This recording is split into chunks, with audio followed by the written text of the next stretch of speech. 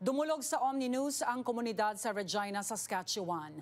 Tulong para sa isang Filipino nurse na mayroong pambihirang sakit. Hindi rin daw kasi naging madali ang pagkuha ng treatment ng kababayan sa Canada. Kaya umaasang mapapagamot ang karamdaman sa Pilipinas. May report si Teresa Redula. Ako bilang nurse, alam ko sarili ko, binigay ko yung best ko para mag-alaga ng pasyente. And then now, ako ba't hindi ako makakuha ng tamang treatment? Taong 2009 nang dumating sa Canada si Mary Grace Rico. Naging bahagi ng Saskatchewan healthcare system bilang isang nurse. Pero bago matapos ang 2018, napilitan siyang umalis sa trabaho dahil sa tuloy-tuloy na karamdamang hindi niya mapaliwanag. Sobrang in pain. Pag ginilis ko na itong mga kamay ko, abot hanggang batok, hanggang ulo yung pain. Kasi yung pain ko kasi mula sa left side ng ulo ko, down. Aniya, iba't ibang doktor na ang kanyang nakausap sa Canada.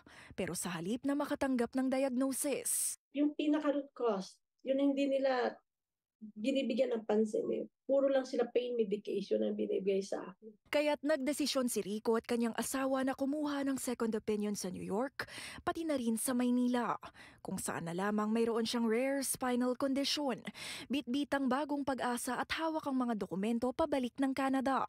Tinanggihan naman siyang operahan ng mga espesyalista sa bansa. Isa-surgery daw yun, sobrang risky. Possible po ako na mapa-paralyze. Pero pag hindi naman daw po ako isa-surgery, mapaparalyze din po ako. Lahat po yan, yung 6 na neurosurgeons. Dinidecline nila na ako'y makita. Habang tumatagal ang paghahanap ng treatment, lumalala pa raw lalo ang kanyang karamdaman. Apektado na rin ito ang kanyang paggalaw. Sobrang nakakabaliw yung sakit. Sobrang, alam niyo po, parang mas madalas.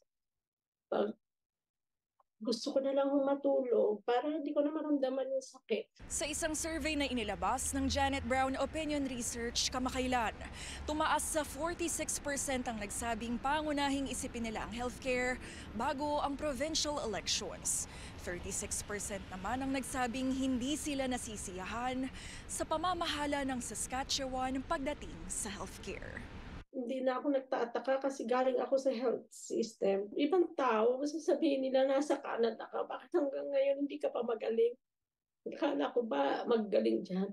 Sa isa pang pagbisita ng 46-year-old sa Pilipinas, nakilala niya ang isang neurosurgeon na kumpiyansa raw na magiging matagumpay ang dalawang kinakailangang operasyon ni Rico.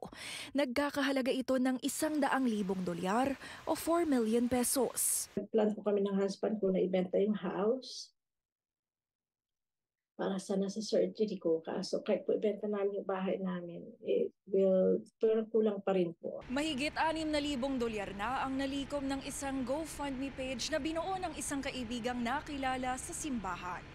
Nananawagan naman ng karagdagang kontribusyon para sa buhay ng isang ina na 6 na taon nang tinitiis ang sakit. Lalaban ako kasi mga anak ko eh.